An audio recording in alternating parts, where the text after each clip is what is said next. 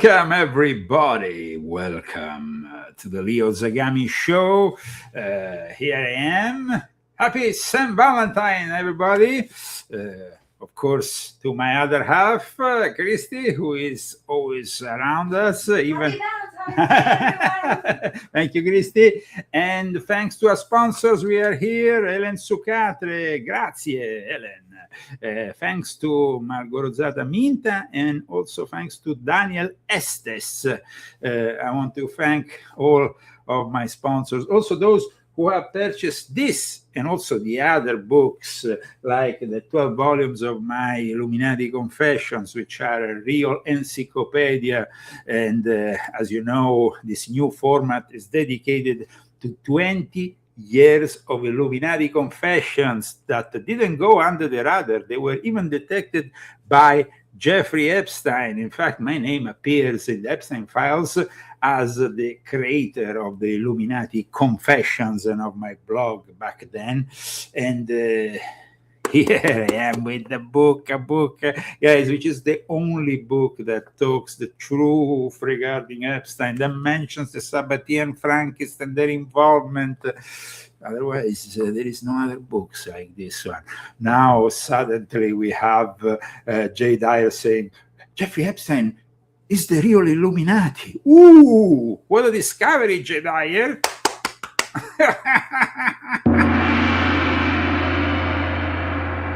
Well, we know, guys, that the Real Zagami Show is always in front of everybody regarding certain topics. And today we are discussing B'nai Brit. Yeah, it's important, guys. It's a very important episode because I want to discuss the involvement, of course, of B'nai Brits, Roy Cohn, and Donald Trump in the rise of Epstein, but also of B'nai Brit in general, because it is a form of Jewish Freemasonry, which, like I explained in this book, was created by the Sabbatean Frankists, and it got to the point of creating also their own Illuminati in the early 90s with the mega group, which was headed by Les Wexner. But today we're going to go dig deep into the history of the whole thing. But first of all, an applause, Zagami style, to our sponsors and to all the people who are supporting us. Thank you.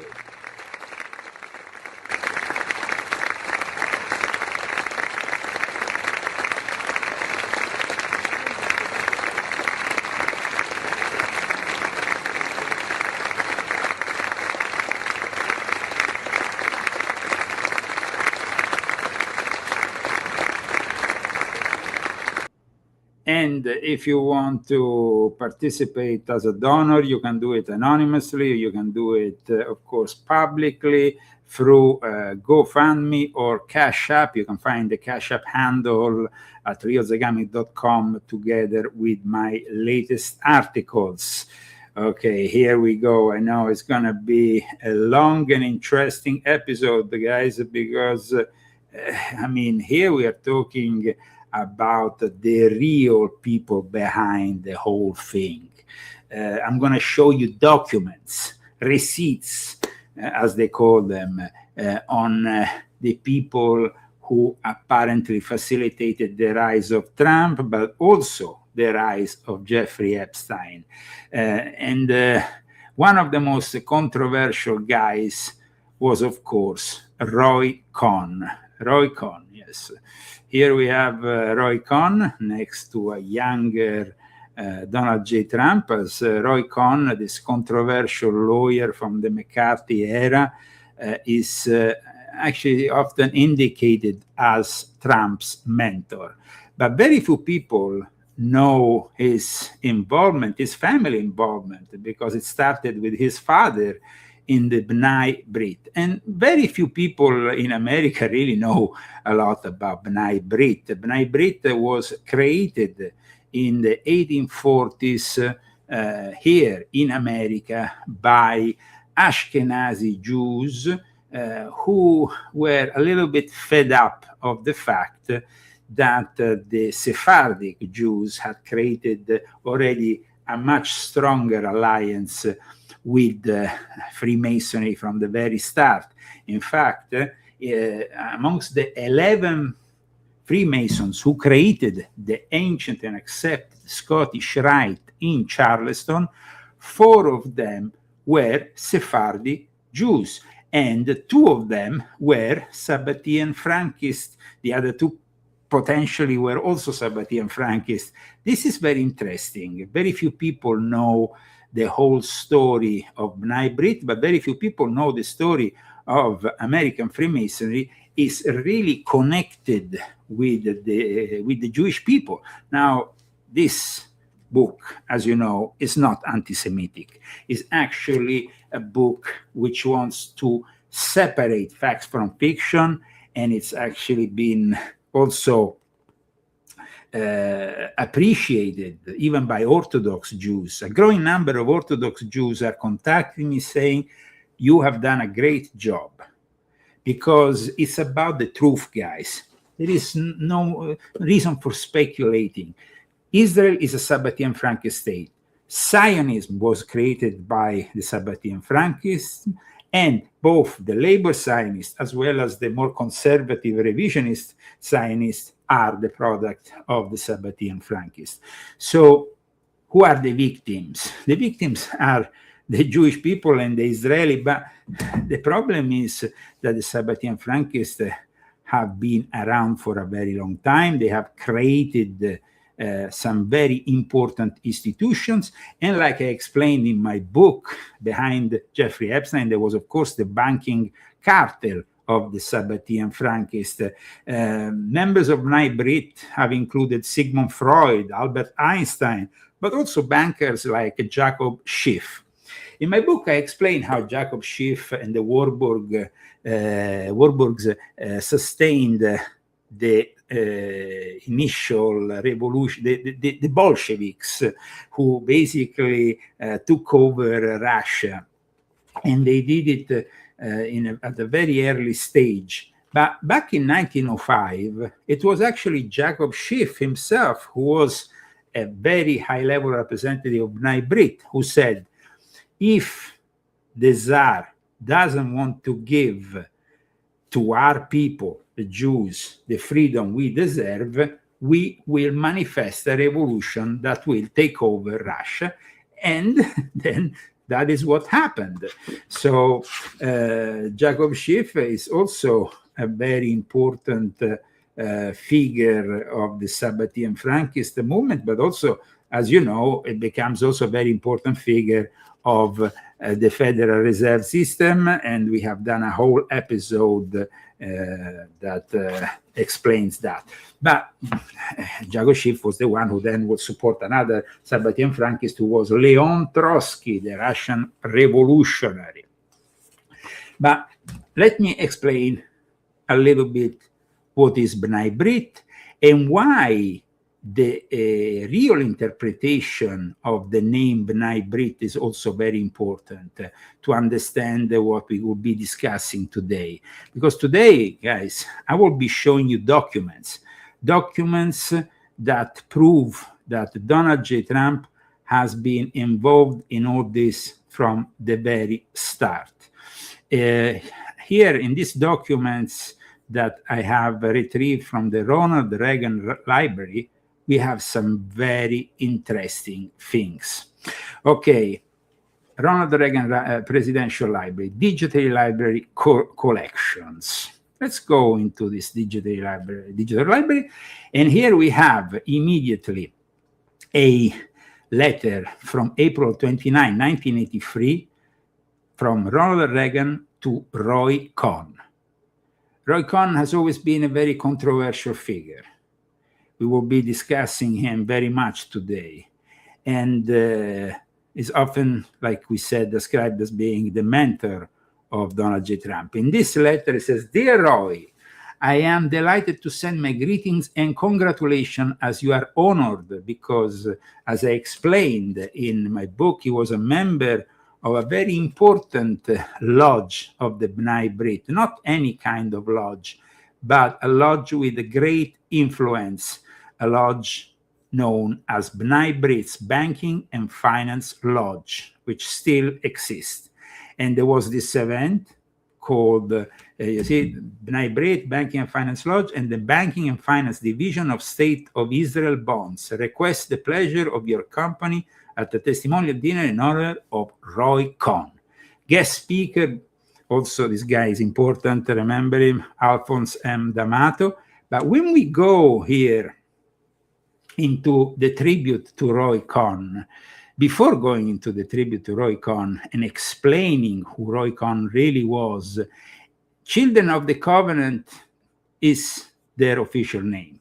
But in reality, the real name, interpreted in the correct way, was for Rabbi Antelman, Sabbatai is my illumination. And I will explain to you how that needs to be interpreted the correct way. First of all, there was a number of people that arrived from Europe. They were, most of them Sabbatian Frankist, most of them Ashkenazi. They arrived here in America, and there was a massive immigration in the 19th century from Center and Northern Europe, Eastern Europe, of Jews of Ashkenazi descent. The Sephardic Jews had been already here for quite a while. It is said actually the Sephardic Jews were even with, even Cristoforo Colombo, I call him in Italian Cristoforo Colombo, but I call him Cristoforo Colombo, was deemed to be a Sephardic Jew together with other of his team, of his maritime team on his three ships that eventually arrived here in the United States of America. So what happened with the Sephardic Jews and why eventually the Ashkenazi decided to create the B'nai Brit? So let me explain how the B'nai Brit was created in 1843. Let me explain also the real significance of this name, which initially they were known as the Bundesbrüder, which means League of Brothers. But this kind of seemed too obvious, no? And so in the end, it was changed to B'nai Brit, and was founded in Aaron Shimmer's Cafe in New York City, Lower East Side, on October 13, 1843, by 12 Jewish gentlemen that, of course, symbolize these 12 Jewish tribes. Rabbi Antelman describes the group as Jewish-born German Sabbatian Bundists who immigrated to the United States in the 19th century. This is what I wrote also here in my book. The influence of the Sabbatian Frankists is obvious. But let me also explain what I also cited here from Rabbi Anterman regarding the real meaning, the hidden interpretation of Bnai Brit, which means officially sons of the covenant. But the meaning is a different one. The Sabbateans utilized Atbash in amulets and certain esoteric secrets. Sabbatai's name itself was cryptically written as Babetai. The first letter of his name, Shin, was substituted with Bet. When the Hebrew letters that put together the organization's spelling known as Bnai Brit, that was also changed slightly from the initial spelling, are rearranged, one obtains Babetai Neri, which decodes into, translated, Shabbatai is my illumination. In other words, as I write in my book on Jeffrey Epstein, the hidden meaning of Bnai Brit is Sabbatean enlightenment. The term Bnai Brit, however, does occur in the Mishnah or in Judaic literature. But what I gave you today is the real symbolism. Now, often we have this legend, occasionally mentioned to this day, that Bnai Brit founders were Jews who were barred from membership in the Masonic orders and the Odd Fellows.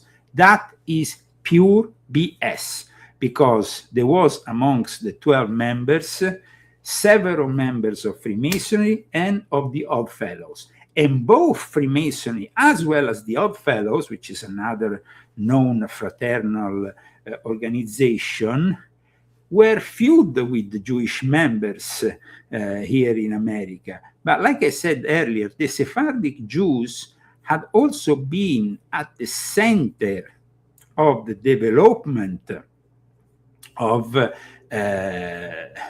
the ancient and accepted Scottish Rite Supreme Council, as well as the foundation of the Odd Fellows themselves.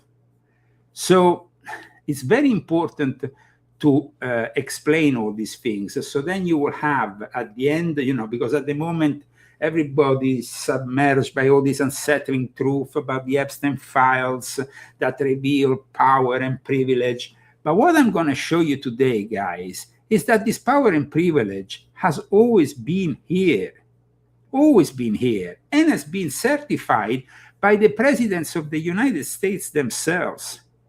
Check out here all the presidents who had something to say about Bnai Brit International, building, as they say here, a better world. We have basically here it says, since our founding in 1843, Bnai Brit has been a leader in the fields of community service and philanthropy.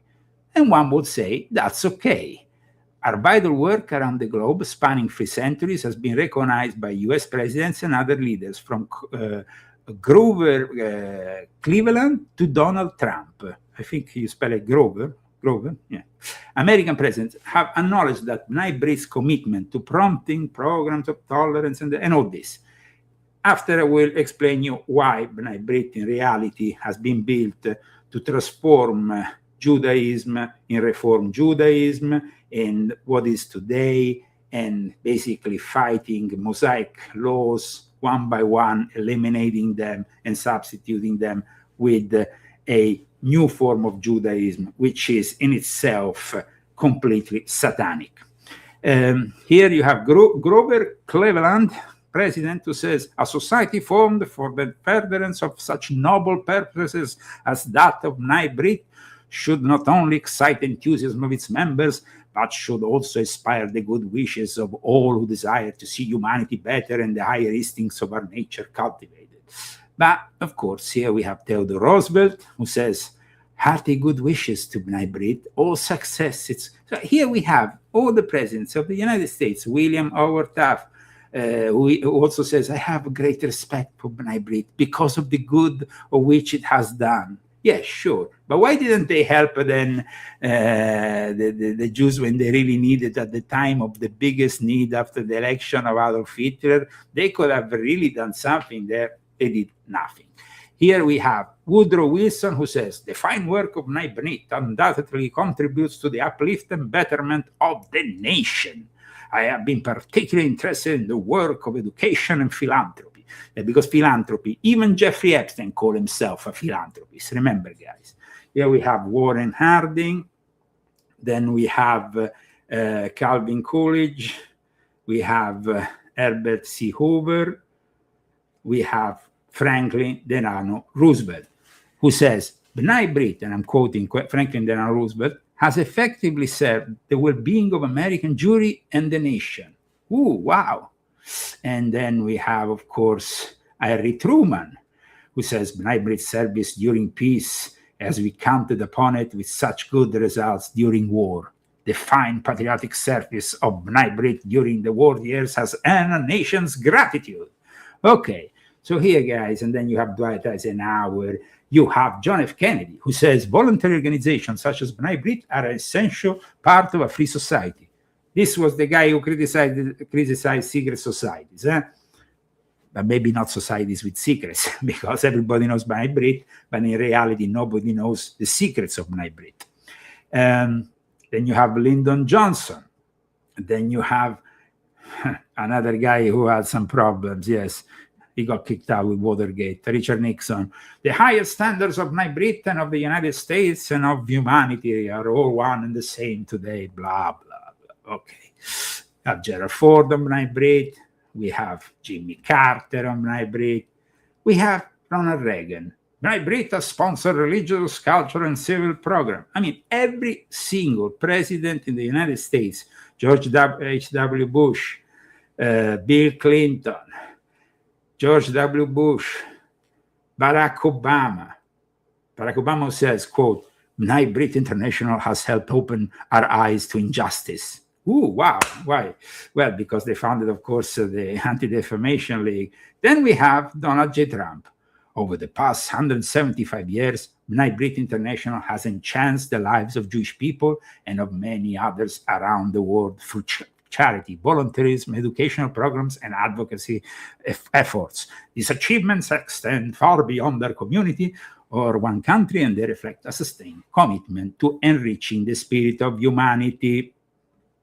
Okay, at this point, let's dig deep into the B'nai B'rith's history and the connection with America and how they have been created as an ulterior way for the Sabbatean Frankists to take over the show. The Sabbatean Frankists initially, like I said, tried to take over the show by inserting in the 11 gentlemen of Charleston, who founded the Supreme Council of the Scottish Rite in 1801, 4 of their, at least 2 were Sabbatean Frankists. For sure, the other 2 are in doubt, but they might have well been. They were all members of Charleston Sephardic community, the Kahal Kadosh Bet Elohim congregation, which at the time was one of the biggest communities in America. The 4 Jewish founders of the ancient and accepted Scottish Rite. You all know, of course, that the ancient and accepted Scottish Rite was founded in Charleston and then was moved to Washington, and it's the guiding body of Scottish Rite Freemasonry, which is a rite of Freemasonry. Now, very few people, though, know the whole history of this rite, and it's important, I think, for me to explain you a little bit about the connection with the Jewish community, because it's a very intense connection. Okay, so who were the 4 Jewish founders? Here we're talking about the first wave of Sabbatean Frankists, which is the Sephardic wave. If you study my book, you understand that the Sephardic were involved with the Sabbateans even before they became Sabbatean Frankists, because it was only in the 18th century that then the Frankist heresy developed within the Ashkenazi with Jacob Frank. Now, amongst the four Jewish founders of the Supreme Council of the Scottish Rite, there was Israel de Liben. Israel de Liben was known as a liberal-headed Jew. So he was liberal. And this is already a sign of a Sabbatean Frankist. But the indication he was a Sabbatean Frankist for sure comes from the fact that he was born in Prague. As I explained, Prague is a Sabbatean Frankist hotspot, also for the Epstein family. They come from Prague, as well as Warsaw, and then they moved from Prague into Vienna. The Asiatic Brethren were the Freemasons. They were the first Masonic order that accepted the Jews in their lodges. And Israel de Liben had been accepted as a Freemason in Europe before moving to Charleston, where he belonged after to the Sephardic community of Charleston, which, I repeat, was the largest and most influential Jewish community in the United States at the time. Born in Prague, he served after as the Supreme Council of the Scottish Rite first Grand Treasurer General. His name was Israel de Liben. I don't know if we find a photo maybe of him here. I can maybe show you. And it's quite interesting to see, no, not this, the face of a Sabbatean Frankist sympathizer. And now I'm going to also show you from the original document. Let me see if we can close this. Okay. And let me show you here Israel de Liben. Welcome to the Leo Zagami Show. Today we are discussing how B'nai Brit helped, of course, Donald Trump and Epstein, and what is B'nai Brit? Israel de Liben was born in Prague, Bohemia. He became a Mason during a stay in Dublin, Ireland, and later emigrated to Pennsylvania, to Philadelphia, Savannah, and ultimately Charleston. He was well active in the Beth Elohim congregation. Some people say that he only became a Freemason when he went to Ireland, others that he was already a Freemason when he got to Ireland. That, of course, is a matter of... But Israel de Liben was one of the founders of the Supreme Council of the Scottish Rite. The other Jewish founder was Abraham Alexander. Abraham Alexander, born in 1743 and died in 1816, was born in London. He was a volunteer, known in Jewish as Azan, lay minister for the Beth Elohim congregation for 2 decades, and served as the Supreme Council Grand Secretary General. It's a very important congregation, the one he was a part of still to this day. Let me show you. Of course, now it reflects those typical progressive values, because a lot of what the B'nai Brit did was to actually transform Judaism from within. The other important member was Emmanuel de la Motta, a merchant and auctioneer born in Danish West Indies. He was a sovereign Grand Inspector General and later the first Grand Treasurer General of the Supreme Council of the Scottish Rite. He's also credited, though, with establishing later on in August of 1813 the Northern Jurisdiction. So the Northern Jurisdiction was established by... but here we are talking, first of all, of the Scottish Rite before arriving to B'nai Brit, because the Scottish Rite and the Supreme Council that moved after from Charleston to Washington is the trade union that B'nai Brit uses to connect with Freemasonry. So here you have a full picture. First of the Supreme Council of the Scottish Rite, which was founded in 1801, and then, of course, and here you can You can see yourself, if you want, Emmanuel Motta. It says here his family is said to have fled to the New World to escape Spanish persecution. This is what happened. Often we said that was one of the things that pushed a lot of Jews to, of course, leave Spain. His name is prominently connected with Freemasonry, and in reality is connected to the establishment of the first Supreme Council, but also with the northern, the jurisdiction of, so both with the southern jurisdiction as one of the founding members, as well as the northern jurisdiction. Then we have another guy called Moses Clava Levi. Moses Clava Levi, another member, founding member of the ancient and accepted Scottish Rite Supreme Council of Charleston, was added to the Supreme Council after the foundation in May 1801, in May 1802, so a year later. And Levi was, he served alongside, of course, the influential figures like Israel the Lieben and Isaac Old. Not all of them were Jewish. We said of the 11 members of the Supreme Council, of the first Supreme Council of the Scottish Rite, the famous southern jurisdiction, which also calls itself the Mother Council of the World, 4 were Jewish and also connected to the Sabbatean Frankists. And Moses Clava Levi is rather known because he apparently is celebrated for his bravery during the Great Fires in Charleston in 1838. Instead of saving his own home, he went and prioritized saving the sacred Torah scrolls from the Kahal Kadosh Bet Elohim synagogue, which he was part of. Then, on top of the 4, we said that these were the 4 members, Israel de Lieben, Abraham Alexander, Emmanuel de la Motta, and Moses Clava Levi. On top of that, the Moses Michael Hayes is another very important figure.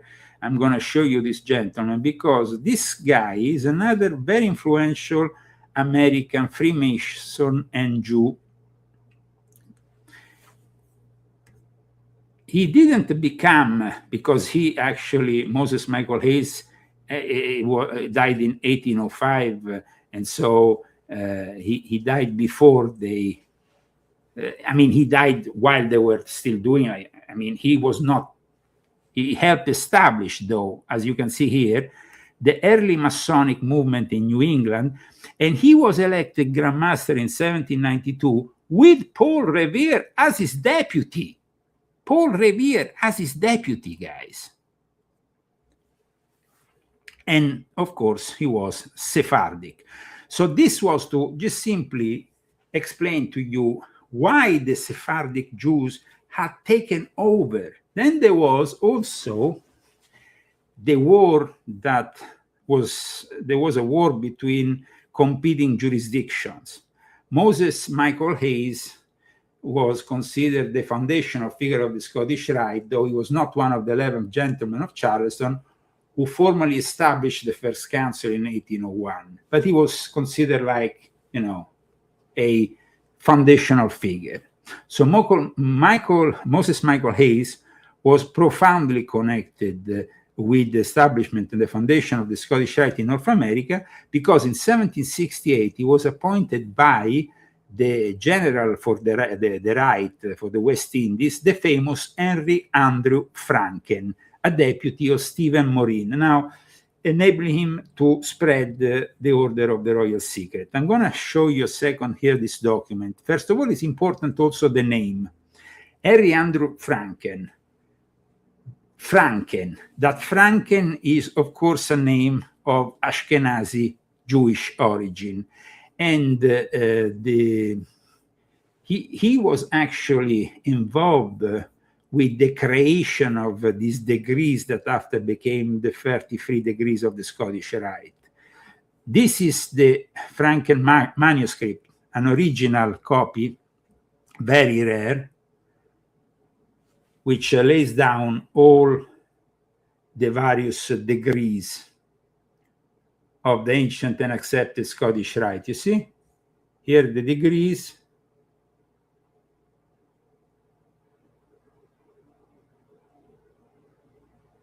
Now, there was a problem, a conflict that also explains the power that the Sabbatean Frankists have over the Rite from the very beginning, because there was a guy who became, by the way, the founder of the Grand Lodge of Cuba, but then later on gave birth to the Chernahu Rite.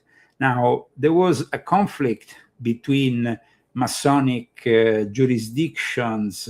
He had basically created a Supreme Council, which was regarded as spurious of the ancient and accepted Scottish Rite, and for that reason, he would be fought by Emmanuel de la Motta, this merchant, this founding member of the Scottish Rite in Charleston, and for that reason, after Emmanuel de la Motta, who waged war against this Chernahu, who was a Christian, who accused the Rite, created the Supreme Council, the original Supreme Council in Charleston, of having, in a way, let's say, created the Rite on premises that were somehow damaging Christians and favoring Jews. Now, the 11 founding members of the first ancient and accepted Scottish Rite Supreme Council, 5 were Protestant, 4 were Jews, including Emmanuel de la Motte, and 2 were Roman Catholics, and they were both Jesuit agents, Leconte Alexandre François Agustin de Grasse and his father-in-law, Jean-Baptiste Marie de la Hogue. Now, Jewish individuals were also involved with the foundation and expansion of the Independent Order of Odd Fellows, with the records indicating that some early members and leaders were present in specific regions in Canada, in Germany, and the organization that was founded by Thomas Wheatley in Baltimore in 1819 was known for being non-sectarian. So at one point, what happened was that apparently somebody had proposed to open a lodge, Odd Fellow Lodge, to the guy who would then end up founding the B'nai B'rith. They proposed to him, why don't we open an Odd Fellow Lodge only for Jews? And he said, no, I will instead do a completely new, create a completely new order. And that order, initially, at least until the 1920s, was clearly Masonic. I mean, like I explained also in my book on Jeffrey Epstein, until the 1920s, they had Masonic, similar to Masonic regalia. So you had the aprons, medal things, all in a Masonic style, let's say. Now, there's very few, books that talk about B'nai B'rith. The subject of B'nai B'rith has always been kept very secretive. But like I explained, it wasn't because, like, it's common knowledge that the Jews couldn't join Freemasonry.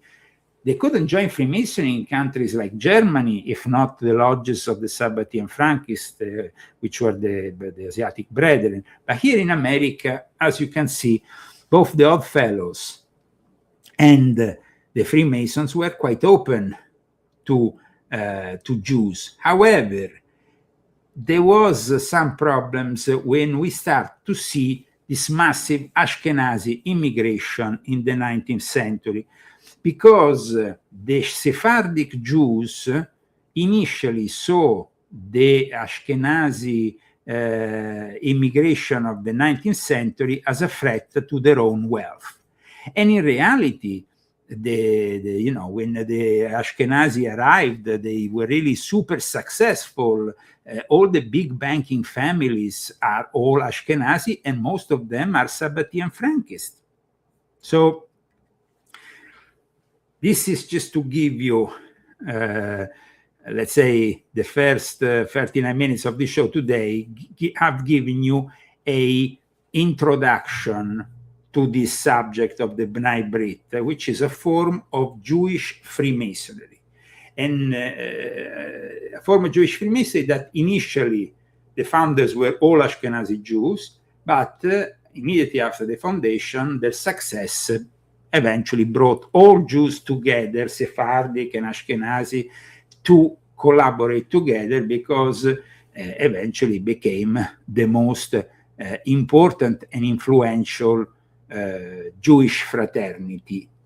The most influential Jewish fraternity. And if you want to know more about them, I will suggest, aside from my latest book on Jeffrey Epstein, if you read French, there is definitely this book, which is very interesting, Mystère et Secret du B'nai Brit, which is a French book by Emmanuel Ratier, one of the very few books on these subjects. And then there is, in the English language instead, a more historic but still interesting book by Edward E. Grusd called B'nai Brit, The Story of the Covenant. This is also an interesting book that you can read on this subject. Now, regarding the actual origins of the B'nai Brit, there is conflicting tales, and you can all find them on this story of the Covenant by Edward E. Grusd. Of course, each of the co-founders of the B'nai Brit wanted to be the biggest protagonist of it. So, that's why you have conflicting. And then also this thing about having created something because they were not accepted elsewhere, when in reality, we know for sure that there was both Freemasons and member of the Odd Fellows in the B'nai Brit. The B'nai Brit was very important for the family of Roy Cohn. Roy Cohn is the guy who really creates a very important situation that predates Jeffrey Epstein, because, guys, there has always been this sex trafficking and blackmailing through sex operations conducted by the United States intelligence, and they predate Jeffrey Epstein by decades. So how did they originate? Well, they originated a long time ago. And first of all, let's talk about how all this gets to Roy Cohn, and to Jeffrey Epstein. The fact Roy Cohn and Jeffrey Epstein were direct, we don't have evidence that they were direct acquaintances or that they ever met. Because Roy Cohn, when he dies in the second half of the 1980s, that is the moment in which Epstein meets with Trump shortly after, and also is the moment in which the elite behind Roy Cohn gives that blackmailing operation, using sex and all that, and everything that you see with Jeffrey Epstein is very much also including the arm deals, something, and of course everything connected to Israel, because we have to unravel today, of course, the intelligence ties of the Maxwell family, but at the same time the mega group, the Maxwells and the Mossad, the spy story, which is really at the heart of the Epstein scandal. And we have to start, though, with this government blackmailing operations and explaining a little bit about Trump's mentor. Because Trump, here I'm going to show you in this documents that I have here, you will see also the name of Trump in a very important dinner in honor of Roy Cohn for the B'nai Brit. Roy Cohn's father had been also a very important figure of the B'nai Brit, but he was a leader, like I explained in my book, of the Banking and Finance Lodge. And in 1983, in tribute to Roy Cohn, Roy M. Cohn, as it says here, B'nai Brit Banking and Finance Lodge takes special pride in according this well-deserved public tribute to Roy Cohn at its annual State of Israel Bond Dinner. In public life, he has been a tenacious champion of Israel's right to exist in peace and security and of American political. The guy was a crook, a big crook. But the appreciation, of course, Banking and Finance Lodge is pleased to take this occasion to grant special recognition to 11 previous guests of honor. Okay, let me show you here one name, which is a very important name. An honorary chairman can also not be Jewish. We have, of course, here Rupert Murdoch, who is Jewish, and we know who is Rupert Murdoch. But as you can see here, you have also Donald J. Trump. This is a very important dinner, because here in this dinner and in this event, we have some very important people that will be connected for many years ahead to Epstein, to Trump. Ronald Lauder. So this is all a lot of internal material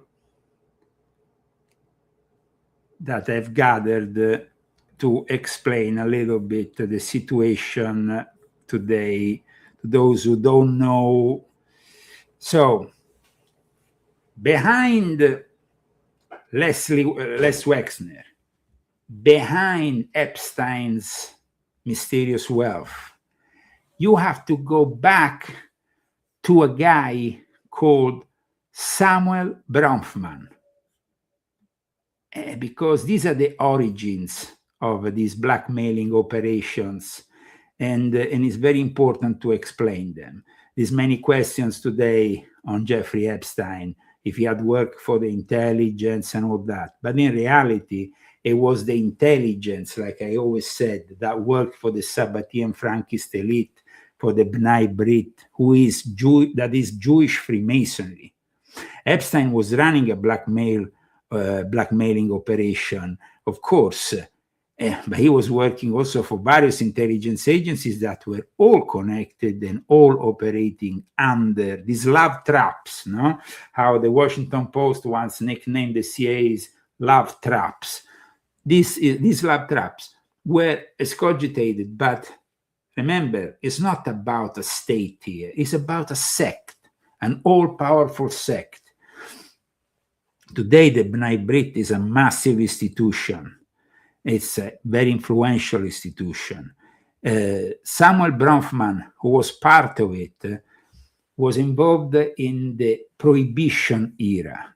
And he was involved, of course, as other Jews at the time, with the Italian mafia.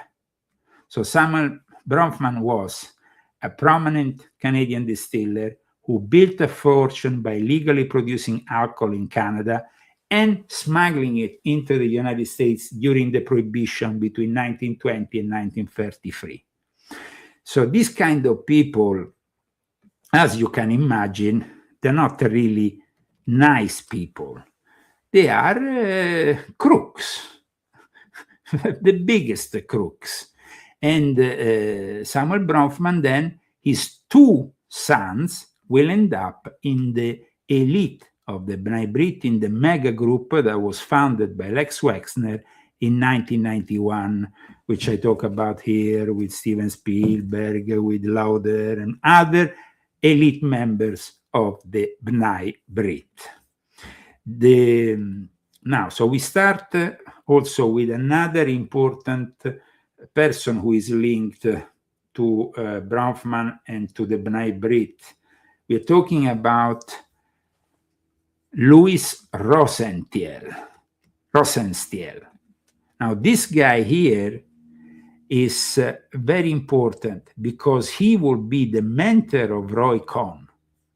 So it's important to show you who this guy is and explain you who this guy is. I know it's a little bit complicated today. We have a bit, it's probably we should divide it in two parts of the show but this guy is another big crook. And of course, liquor distributor and philanthropist, fundraiser for Jewish causes. This guy is also one of the elite members of the B'nai Brit, but he was also behind operations similar to the ones we are seeing with, that are coming out with Jeffrey Epstein. Jeffrey Epstein is nothing new.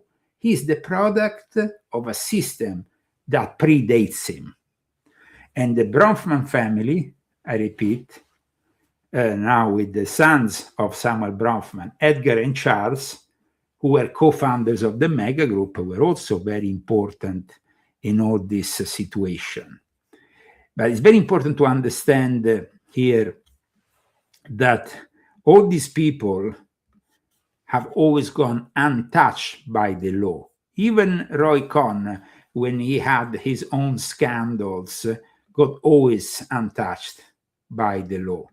The guy was, so high up. I showed you a letter written by Ronald Reagan. This is a photo of him and Ronald Reagan at the White House. Here. See, Roy Cohn here, and of course, Ronald Reagan at the White House. Weapons dealing, pedophilia and other things arriving at the White House, guys, is no novelty. The Washington Times talks about it in an article in June 1989. Let me show you here.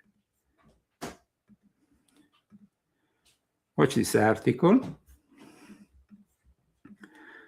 Homosexual prostitution inquiry ensnares VIPs with Reagan Bush. Call boys took midnight tour of White House. Now, this is also a product of what Roy Cohn was doing back in the days, but at this point he was already dead. So somebody else was continuing for him. Call boys took midnight tour of the White House. I mean, it's scandalous to say the least. A homosexual prostitution ring is under investigation by federal and district authorities and includes among its clients key officials of the Reagan and Bush administration, military officers, congressional aides, and U.S. and foreign businessmen with close ties to Washington political elite. Documents obtained by the Washington Times reveal. Okay.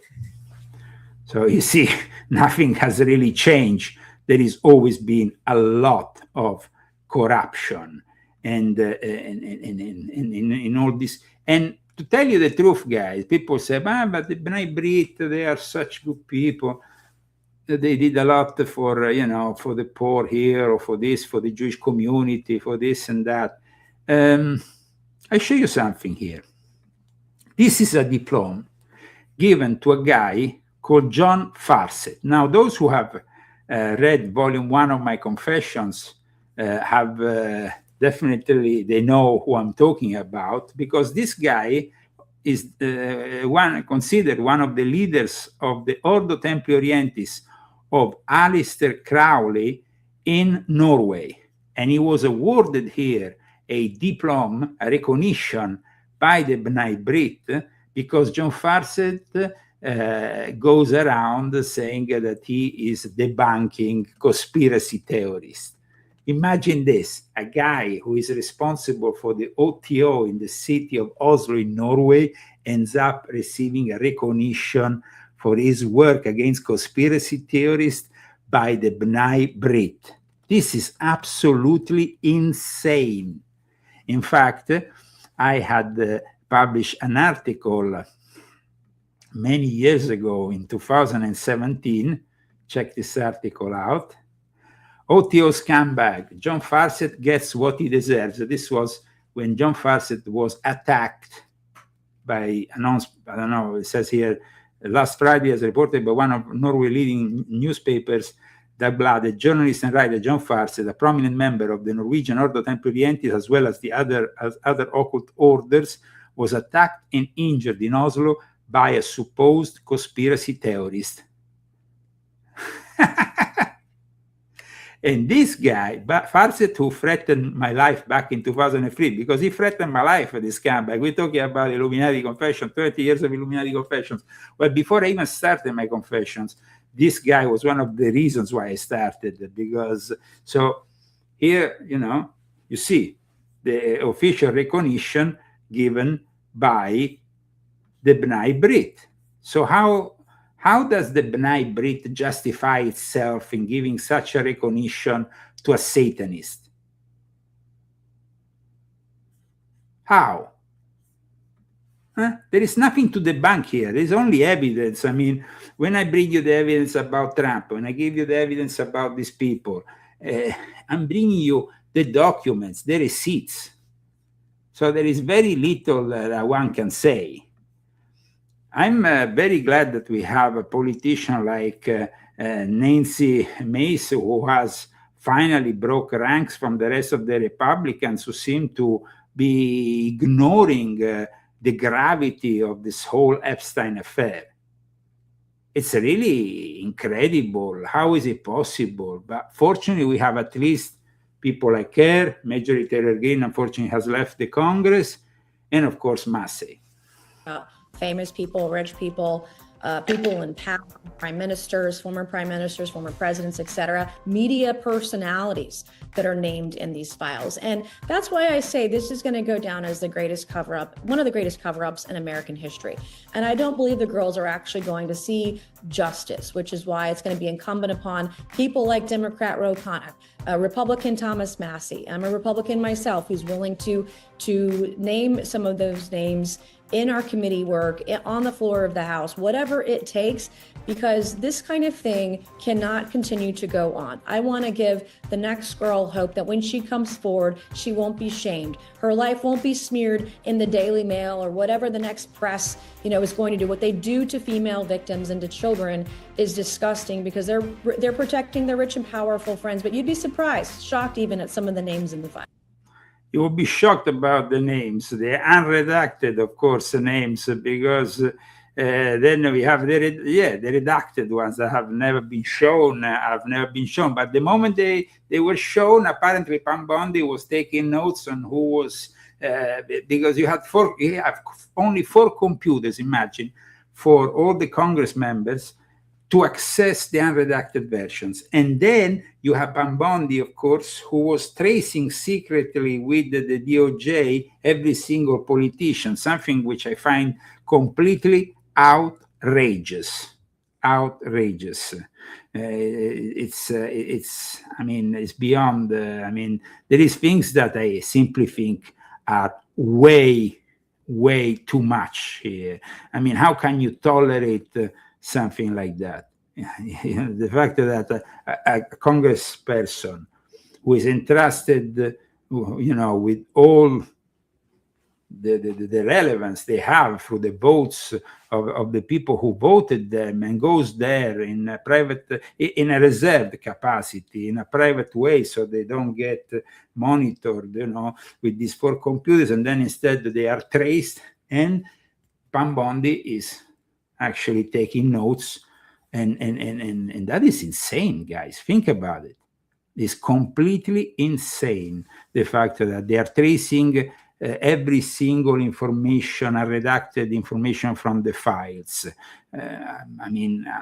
When I saw Pam Bondi being caught with their hands in the cookie jar, basically, I was like pretty shocked. I want to thank Helen Sucatre, Margot Rosada Minta, Daniel Estes, amongst the sponsors of today, the people who, of course, are encouraging me also by purchasing this great book, The Rise and Fall of a Frankist Monster, which is exposing Jeffrey Epstein and the most powerful Jewish sect in the world.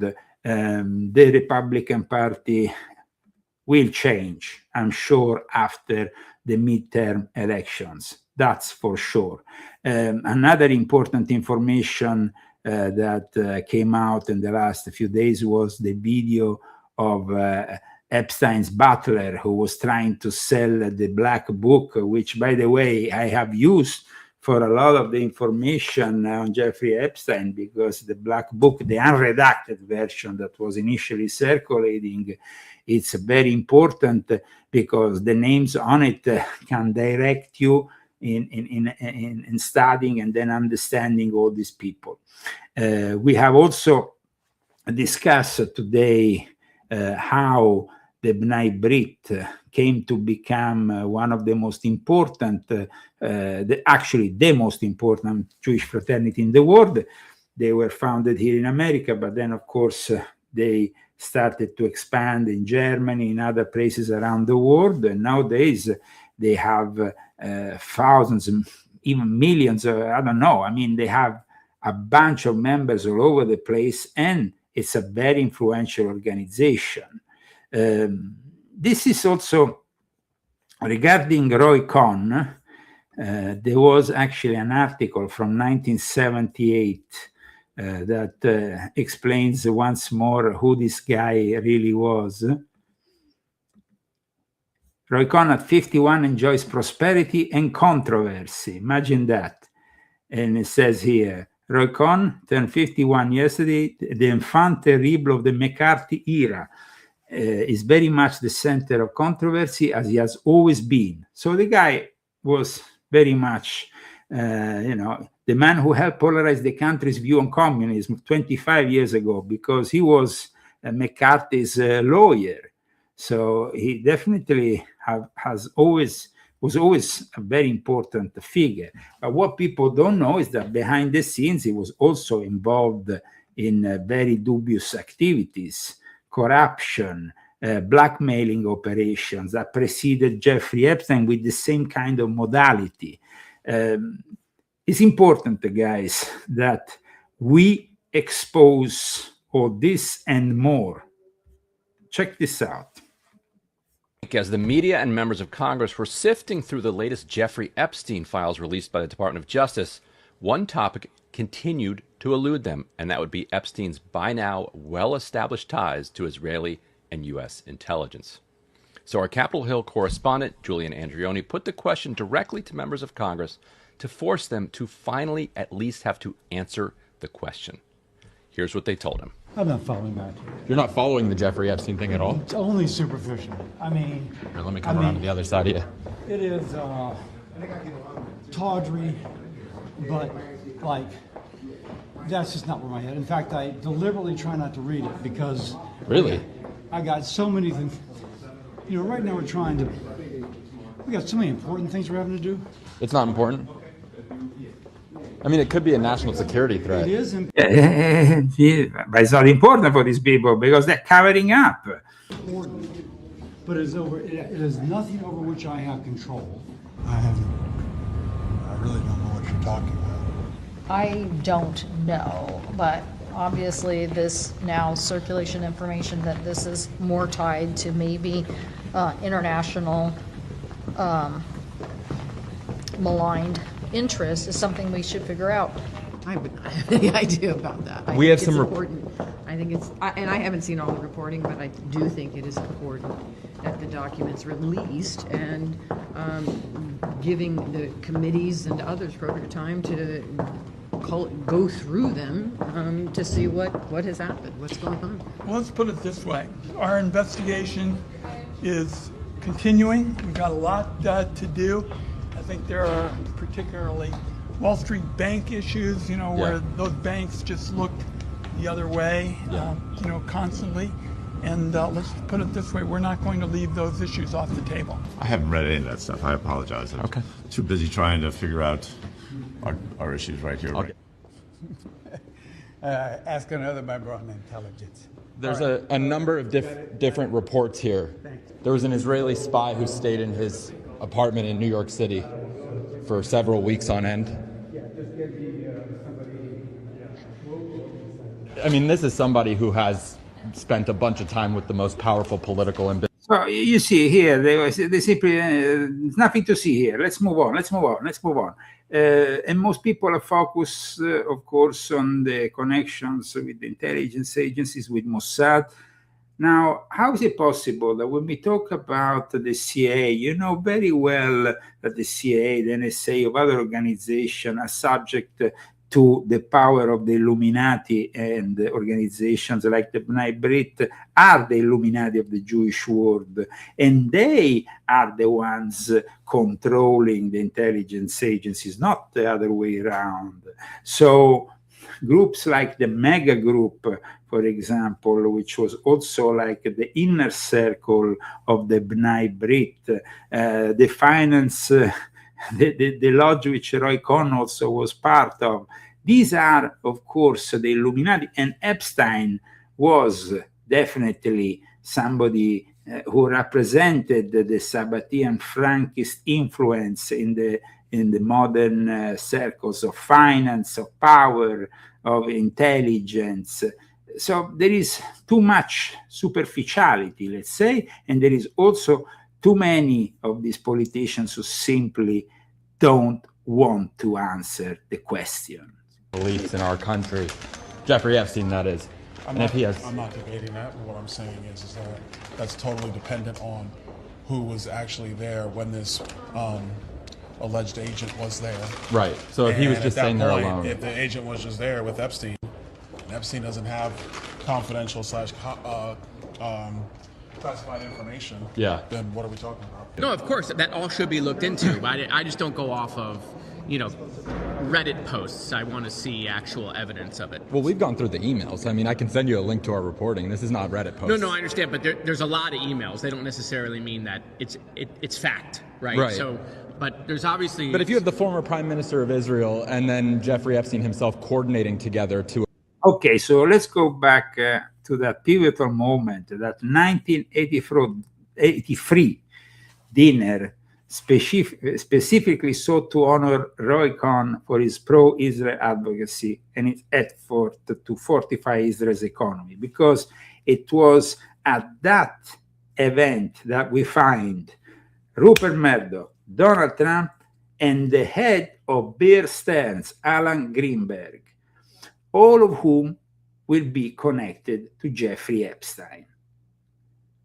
Remember, the moment in which Roy Cohn dies of AIDS, because he dies of AIDS, he was always at the Studio 54. He was an homosexual, but he was very promiscuous. He was always at the Studio 54, and he was always partying. And in 1986, like many people of that time, he ends up dying of AIDS. The system needs somebody like him, needs somebody who can be unscrupulous as him, somebody who can be just as deceptive and criminal as him.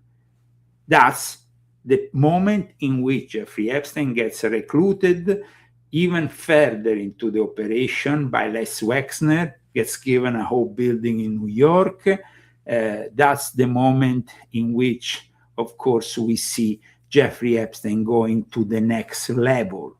So I repeat, based on available information, there is no definitive public knowledge that Roy Cohn and Jeffrey Epstein ever met or were acquaintances. But remember that Roy Cohn was a close member to Donald Trump from the early 70s until Cohn's death, and Epstein immediately after becomes associated with Donald J. Trump.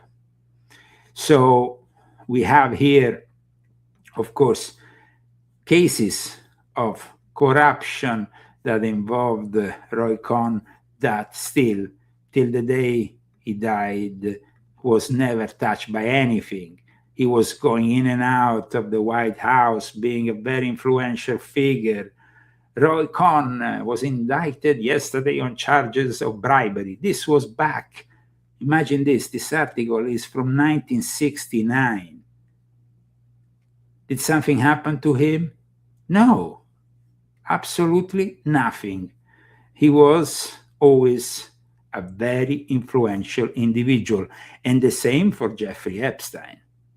That's why the power in Washington, the swamp, is acting this way. One of his top aides and spies to stay in the apartment. That is more than a Reddit post, no? Oh, yeah, and that should be looked into. Okay. Just like Fair. all the Trump stuff is being looked into, just like the stuff with the royal family in England's being looked into, so like all of that should be looked into. Yeah, absolutely. Look, I don't know anything about that, so, the DOJ should just disclose all of the documents that they have as required by law. I wouldn't be surprised. You wouldn't be surprised. Why is that? Well, you got to ask yourself, how was he allowed to get away with what he was getting away with for so long? Using sexual exploitation like that is been a tactic used by many intelligence agencies. I mean, the more I learn about what's in these files, the more I learn about Epstein's ties. Nothing would surprise me. I don't know. You don't know? I don't know. I have no idea. Not something that I have any information about. Do you think, based on any of the public reporting, he had any ties to intelligence agencies? I have no idea. I have no idea. I'm still just a freshman up here, so I'm still trying to learn the ropes, but I have no idea what ties he had to anybody. Boy, I don't know the answer to that. But this is another reason why full transparency is absolutely necessary. We need to have a full release of these Epstein papers, of these files. Yeah, where there's a lot of smoke, there's fire. That's all I can say. Yeah. Okay. I read a lot of those emails. So. I mean, I'm concerned with the implications to so many people in power and people currently in this administration. Yeah. First I heard about it, we're working appropriation bills today, and that's where my focus is today. I do not know the answer to that. I know there's a lot of speculation and a lot of reporting about it, but I've not been able to systematically study. Have you seen any of the reporting that's public or I've the seen the emails? reporting, yes. Do you think he had any ties to intelligence agencies? I have no idea. Yes, they have no idea. Because, of course, he had ties with intelligence agency. The whole thing was an operation run for the intelligence agencies, but also by the Sabbatean Frankists to control, still to this day, the intelligence agencies, just like the Jesuits do. If you want to know more about all these unsettling truths about Epstein and the New World Order, please check out leozagami.com, check out my books, the 12 volumes of my confessions. Today we have, of course, connected a few dots. Then the Nightbreed created lodges to control Hollywood. If you want to know more about Hollywood, you can go and check out volume 8 of my confessions. This whole system is simply hidden in plain sight. I mean, we have discussed today the shocking origins of all this. But remember, in regards to also this whole palavas, the English will say, we can never, of course, then not point out also on the connection with Robert Maxwell, who apparently introduced Ghislaine to her daughter Ghislaine to Jeffrey Epstein, because at the end of the 80s, he wanted Ghislaine to find a husband. And of course, Donald J. Trump was always very close to Robert Maxwell, who also died in very mysterious circumstances. And by the way, like I explained in this book, Robert Maxwell claimed to be the reincarnation of Jacob Frank. This is a very important thing. And at the same time, his surname was Hawk. He was a Sabbatean Frankist from Eastern Europe. So don't miss next week's episode. Keep on supporting the show. Thanks to Ellen Sucate, Margherita Minta, Daniel Estes. If you want to become, of course, sponsors of a show, you can do it anonymously or publicly. Let us know with a note when you send the donation. And I see you next week. Illuminati want my mind, soul, and my body. Secret society, trying to keep it on.